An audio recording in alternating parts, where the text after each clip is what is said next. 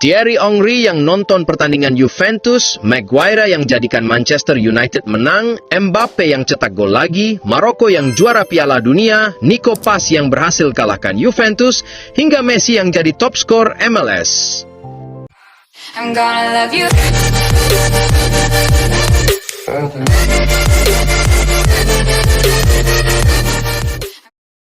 Di Italia, pemandangan menarik terlihat di laga Como versus Juventus. Tiga mama besar dunia sepak bola, Arsene Wenger, Thierry Henry, dan Rafael Varane, tampak hadir di tribun. Tapi sayangnya, kehadiran mereka gak cukup membawa keberuntungan buat Juventus. Tim berjuluk si Nyonya Tua itu justru harus menelan kekalahan pahit 2-0 dari Como. Dan lucunya, salah satu pemain yang jadi sorotan malam itu justru Nico Paz, pemain pinjaman dari Real Madrid. Anak muda ini tampil luar biasa, cetak 1 gol, 1 assist dan dinobatkan sebagai Man of the Match. Wajar aja, fans Real Madrid mulai heboh di media sosial bilang kalau Madrid gak boleh melepas dia permanen. Karena di usia semuda itu, Nico udah punya mental seperti pemain berpengalaman. Isak dan Florian Wirtz, dua pemain dengan harga fantastis, malah belum juga mencetak gol musim ini. Sementara itu, Harry Maguire, pemain yang dulu sering jadi bahan ejekan, justru lebih dulu mencetak gol di Anfield. Fans langsung heboh. Malu dong Isak, Wirtz, masa kalah gacor dari Maguire? Padahal dua pemain itu harganya selangit, bahkan Wirtz disebut sebagai pemain termahal sepanjang sejarah Liga Inggris. Tapi di lapangan, yang bersinar justru bek yang dulu sering diremehkan. Beralih ke pentas Eropa, Kylian Mbappe dan Erling Haaland kembali menunjukkan kalau mereka bukan manusia biasa. Dini hari tadi, Mbappe mencetak gol untuk Real Madrid saat melawan Getafe, sedangkan Haaland juga mencetak gol saat Manchester City menghadapi Everton akhir pekan lalu. Keduanya bukan cuma bantu tim menang, tapi juga mencatat rekor luar biasa, menjadi dua pemain dari 5 liga top Eropa yang bisa mencetak gol dalam 11 pertandingan beruntun. Dua monster gol ini seolah gak pernah berhenti lapar akan gol. Fans pun mulai debat lagi di media sosial. Siapa yang lebih hebat musim ini, Mbappe atau Haaland? Masih dari Inggris, pelatih muda fenomenal Ruben Amorim kembali bikin sejarah. Ia sekarang menjadi manajer ketiga dalam sejarah Premier League yang sukses memenangkan 2 laga tandangan pertamanya melawan juara bertahan. Musim lalu Amorim menumbangkan Manchester City di Etihad, dan kini ia mengulanginya di Anfield melawan Liverpool. Sebelumnya cuma Manuel Pellegrini dan Antonio Conte yang bisa melakukannya. Benar-benar pembuktian bahwa Amorim bukan pelatih biasa. Banyak rumor yang bilang klub-klub besar Eropa mulai meliriknya.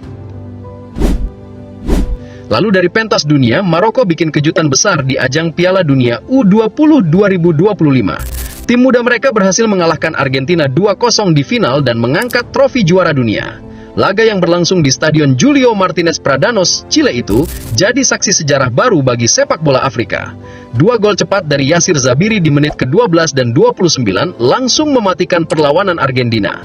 Fans Maroko pun berpesta, karena untuk pertama kalinya dalam sejarah, mereka berhasil jadi juara dunia di level U20. Kembali ke Amerika, Lionel Messi lagi-lagi membuktikan kalau umur hanyalah angka. Di usia 38 tahun, Messi sukses menjadi top skor Major League Soccer (MLS) dengan total 29 gol sekaligus meraih sepatu emas pertamanya di MLS. Ia mengungguli Sam Surridge dan Dennis Bouanga yang masing-masing mencetak 24 gol. Tahun lalu Messi cuma kalah 3 gol dari Christian Benteke, tapi musim ini La Pulga kembali menguasai panggung sepak bola Amerika. Messi tetaplah Messi, magisnya gak pernah padam. Tapi tidak semua pemain lagi bersinar. Florian Wirtz sedang dalam masa sulit. Bayangkan, udah 10 laga berlalu tapi belum cetak 1 gol pun. Fans mulai nyindir. Kalau cuma lari-lari doang, Wirtz mending jadi penjoki Strava aja sekalian. Pace-nya cepat tapi hasilnya nihil. Beban besar sebagai pemain termahal mulai terasa, dan sepertinya Wirtz perlu bangkit cepat sebelum tekanan makin berat. Sementara di London, Mikel Arteta mulai angkat bicara soal Victor Gyökeres, striker Arsenal yang lagi mandul. Sudah 6 pertandingan tanpa gol, dan Arteta dengan tegas bilang, striker di klub sebesar Arsenal harus punya mental kuat. Tekanan di sini berbeda. Kamu harus siap secara mental, bukan cuma fisik. Pesan keras itu jadi sinyal kalau Arteta gak main-main. Fans Arsenal pun berharap Gyökeres segera pecah telur. Dari Real Madrid ada kabar yang cukup misterius. Ferland Mendy ternyata sudah memperpanjang kontraknya sejak 2024, tapi klub belum mengumumkannya secara resmi. Sumber dekat sang pemain bahkan bilang kalau mereka bingung kenapa Madrid masih tutup mulut soal ini. Apakah ini bagian dari strategi klub atau ada alasan lain di balik layar? Hanya waktu yang bisa menjawab. Nah, dari Jerman, kabar mengejutkan datang dari Harry Kane. Meski nyaman di Bayern, ternyata Kane masih punya ambisi besar untuk kembali ke Premier League demi memecahkan rekor gol Alan Shearer. Menurut laporan jurnalis Ben Jacobs, Kane berencana main 2 season lagi di Inggris, tepatnya 2026 atau 2027, dan klub yang paling mungkin ia tuju adalah Manchester United. Kalau benar terjadi, bisa jadi itu transfer nostalgia paling menarik dekade ini. Dan kabar yang gak kalah menarik, Graham Potter resmi ditunjuk jadi pelatih tim nasional baru. Tapi bukan timnas Indonesia ya. Potter ditunjuk melatih timnas Swedia dengan kontrak jangka pendek sampai Maret 2026. Targetnya jelas, bahwa Swedia lolos ke Piala Dunia 2026. Fans Inggris sempat kaget, tapi banyak juga yang bilang ini kesempatan bagus buat Potter bangkit setelah sempat gagal di Chelsea. Luka Modric didatangkan gratis oleh AC Milan di musim panas 2025, banyak yang sempat ragu karena usianya sudah 40 tahun. Tapi Modric membuktikan semua orang salah.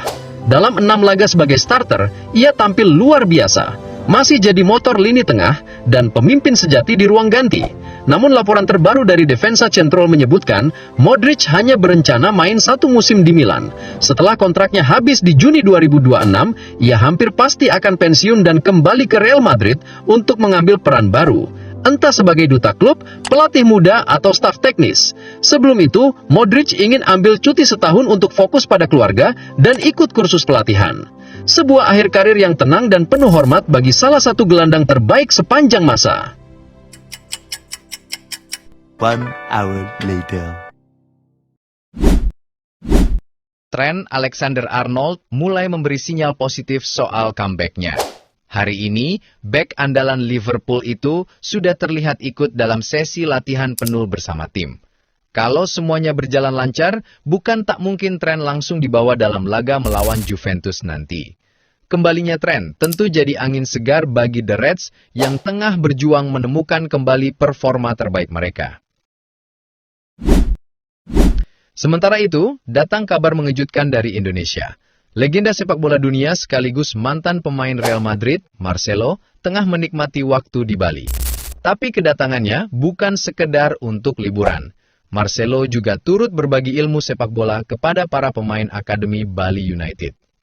Kehadiran sosok sekelas Marcelo jelas menjadi momen istimewa.